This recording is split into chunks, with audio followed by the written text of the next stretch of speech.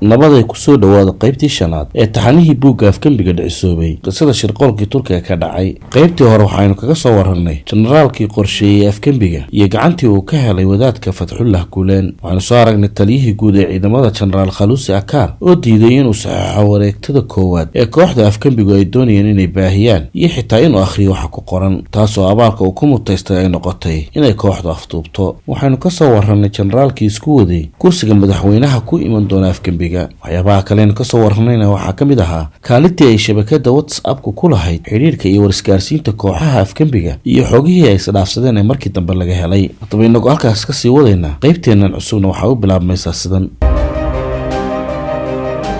halyeeyadii shalay ayaa noqday dhagarqabayaasha maanta.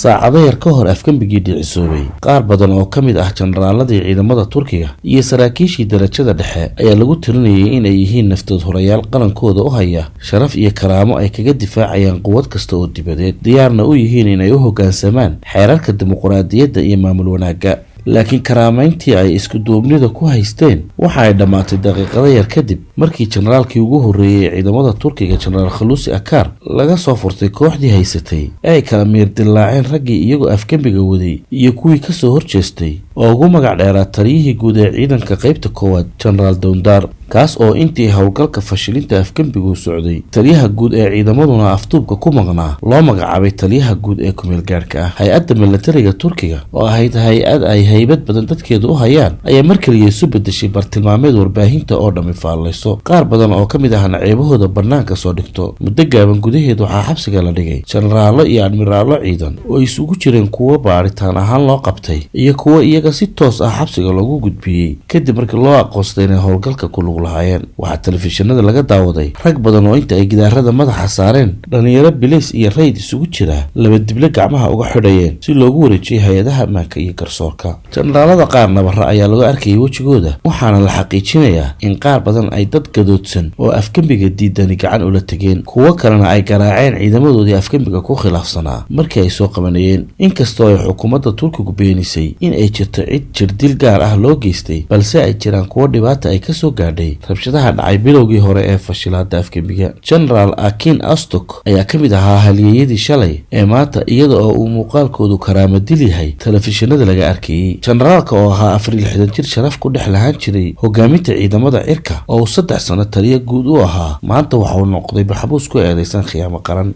Generaal Turkan oo ahaa gacanyaraha taliyaha guud ee ciidamada qalabka sida Generaal Khalusi ayaa kadib maalmo badan oo uu sharaf ku dhex lahaa dalka iyo ciidamada dhexdooda waxa uu warbaahinta ka soo muuqday isagoo feedha qaawan oo gacmaha uu xadhi kaga tigtigan yahay. warbaahinta qaarna waxa ay tabisay isagoo oo qiranaya inuu ka mid yahay ururka Hizmet amba adeeg ee wadaadka Mareykanka ku nool leeyahay. taas waxaa kasii cuslayd markii uu Turkan qirtay inuu muddo ka hor qalabka wax lagu dhageysto ku rakibay xafiiska taliyaha guud ee ciidamada qalabka sida Khalusi Akar iyo weliba taliyihii ka horreeyay oo ah Generaal Najat Ozel. aroorta hore ayaan qalabka hadalka duuba u dhigi jiray xafiiska, habeenkiina waa aan ka qaadi jiray waxa aanan u geyn jiray ragga Sheekh Fatxullah Gulen si ay codka uga saaraan. sidaas cad ayuu Generaal Turkan u qirtay dembigan. Generaal Ali Yasci waa la taliyaha arrimaha militariga ee madaxweyne Rajab Tayyip Erdogan, waa sarkaalka ciidan ee Erdogan ugu dhowaa tan iyo markii talada loo doortay ilaa laga soo gaaray sanadkii 2015. sawirada laga qaaday munaasabadaha uu muddadaas Erdogan ka qayb galayna dhammaantood waa laga arki karaa Ali Yasci oo dhinaca amba xagga dambe ka taagan, laakiin hadda waxa uu ka mid yahay ragga afgembiga waday. isaga ayaana baadhayaasha u qirtay isagoo ku calaacalaya in jimcihii uu go'aan aad u xun qaatay, naftiisana ku hiifaya oo waxyeello gaadhsiin gaadhay ammaanka madaxweynaha. waxase uu isagu dafiray inuu wax xidhiidh ah la leeyahay wadaadka dibadmeerka ah.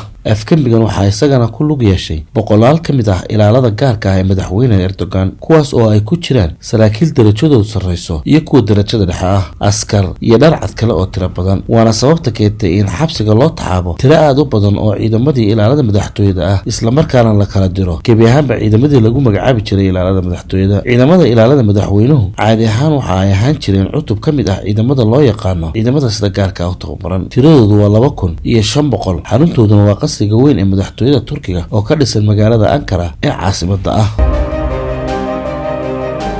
xulashadii Istanbul. marka aynu eegno muhiimadda dhinacyada badan leh ee ay leedahay magaalada Istanbul waxa aynu malayn karnaa in ay jireen sababo badan oo istiraatiiji ka dhigayay in xoogagii isku dayga afkambiga ee Turkigu ay halbowlahooda howlgallada u doortaan magaaladan xooga u badanna iyada isugu geeyaan marka hoos loogu sii dhaadhaco muhiimadaas ay magaaladu leedahay ee laga yaabay in ay si gaar ah u soo jiiteen kooxaha afkambiga waxa kale oo la xusi karaa kow Istanbul waa magaalo istiraatiijiyad juqraafi leh oo ah halbowlaha Turkiga ku xidha dalalka Yurub waana magaalada iyada iyo gobolka ay ku taala uu ku tiirsan yahay dhaqaalaha dalku waxa ay xuduun u tahay ganacsiga iyo dalxiiska laba waa magaalo ay degan yihiin dad ka badan 14 milyan halka magaalada caasimadda ah ee Ankara dadkeeda lagu qiyaaso 4.6 milyan oo kaliya ugu horeynba labadaas qodob waxa ay muhiim ka dhigayaan in la sugo ammaanka iyo deganaanshiyaha nololeed iyo dhaqaale ee magaalada Istanbul khalkhal Istanbul ku dhaca waxa uu sabab u noqonayaa in dhaqaalaha dalku xaalad cakiran galo taasina dan uma ay ahayn dowladda militariga ee ay dhisi lahaayeen oo dabcan ay qorshaha ku darsanayeen in bilowga hore cadaadis badan oo dibadeed uu fuuli doono dalkana uu dhaqaale xumo ka dhici karo fikirkaasi waa ka isla markaana sababta u noqday in Erdogan uu ka badbaado dilkii ay la maaganaayeen qolyihii afkambigu sida aynu hore usoo xusnay saddex ka mid ahaa diyaaradaha dagaalka ay la doonayay inay hor joogsadaan diyaaradda siday Erdogan markii uu ka soo baxday hoteelkii uu ka deganaa Marmaris ayaa cillad farsamo oo dhinaca kombiyuutarka ah awgeed ay diyaaradahani xaqiijin kari waayeen in diyaaradda ay arkayaan ay tahay tii siday madaxweynaha iyo inay tahay mid rakaab iyaga oo og haddii ay rakaab tahay aagaasna lagu arko in ay noqon karto mid dalxiisayaal ay ka buuxaan waxa aanay doorteen in aanay diyaaraddaas taaban si aanay dalxiisayaal shisheeye ah u waxyeelayn waxaa muuqata in qolyaha isku dayga afkambigu ay wax badan kasii fikireen fahamsanaayeenna khatarta ay leedahay in dowladda ay dhisi doonaan la kowsato murano sharci iyo diblomaasiyadeed oo caalamiya iyo caqabado dhaqaale saddex kala duwanaanshiyaha dhinaca caqiidada iyo aragtiyaha siyaasiga ah ee magaaladan Istanbul ka jira ayaa noqonaya sabab kale oo kalifi karta in afkambigu Istanbul xooga saaro waayo markasta waxaa laga filanayay in dadka Istanbul ay noqon doonaan dad kale aragti duwan caqiida ahaan hidda iyo dhaqan ahaan iyo siyaasad ahaan intaba isla markaana ay magaaladan ahayd meelihii mucaaradada ugu badani ay kaga iman jirtay madaxweyne Erdogan sidaas awgeedna ay u qaateen in dadka magaaladani aanay aragti diidma ah oo midaysan kala hor iman karin afkambiga afar muhiimadda juqraafi ee magaaladani leedahay oo ay ugu horeysay in ay tahay marinbiyood muhiim u ah ganacsiga iyo dhaqaalaha dalal badan ayaa kalifaysa in cidda magaaladaasi buuxda gacanta ugu haysaa nabadgelyadeedana sugtaa ay noqonayso cidda ay dunidu la shaqaynayso si aanay khalkhal ugu iman ammaanka marinbiyoodka sidaas awgeed askarta gartood ayaa ay ahayd in ay magaalada xooga saaraan ugu dambeyntii waxaa cad in askartu ay ogeyd xaqiiqada ah in Istanbul ay tahay magaalada guusha iyo guuldarrada afkambiga go'aamin doonta waana fikir ay ku saxsanaayeen laakiin waxa ay go'aamisay tii aanay doonayn ee ahayd fashilinta afkambiga arrimahaas aynu soo sheegnay oo dhammi waxay abuureen in tan iyo markii uu xukunka dalka qabtay Erdogan uu qof kasta niyadda ku hayo suurtagalnimada in xukunka ay xoog kaga tuuraan ciidamada dalkaasi xitaa warbaahinta kala duwan iyo dadka arrimaha siyaasadda falanqeeya ayaa marar badan ku celceliyay arrintan madaxweyne Erdogan qudhiisuna muddo ka hor afkambigan u dambeeyay ayaa uu ka digay suurtagalnimada in afkambi military uu dalkiisa ka dhaco waana sababta sanadahan dambe ay xukuumaddiisu isugu hawshay inay ciidamada qalabka sida iyo bileyskaba ka nadiifiso dadyowga ay u aragto inay kasoo horjeedaan xisbiga cadaaladda iyo horumarinta soddonkii bishii shanaad ee 2016 ayaa warsidaha caanka ah ee Foreign Policy oo ka soo baxa dalka Mareykanku waxa uu qoray maqaal uu cinwaan uga dhigay afkambiga military ee Turkiga ka socda maqaalkaas waxa ay majalladu kaga hadashay waxa ay ugu yeedhay xaaladaha ka jira gudaha Turkiga oo ay sheegtay in Erdogan ay fursad u siiyeen in xukunkiisu uu maro nidaam ku dhow kalitalisnimo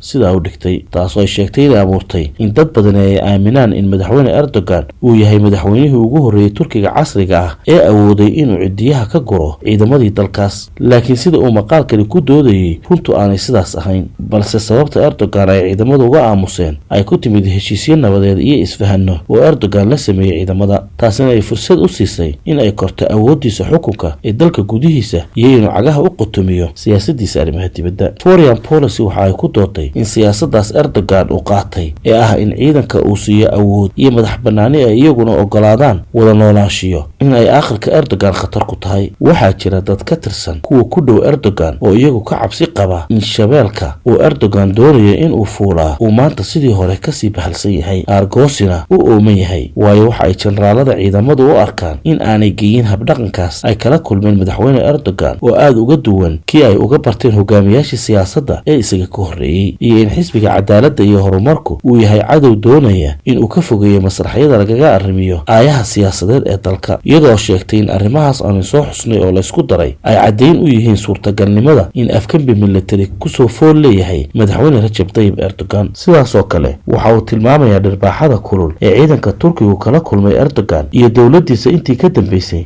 sanadkii 2007 oo ah markii uu dhacay wixii lagu magacaabay afgembiga elektarooniga ahaa. marka la isku soo ururiyo wararkan iyo inta badan ee qoraalada laga sameeyay xaaladda siyaasiga ah ee Turkiga, waxaa soo baxaysay xaqiiqada ah in afgembi uu kusoo waajahnaa dalka Turkiga.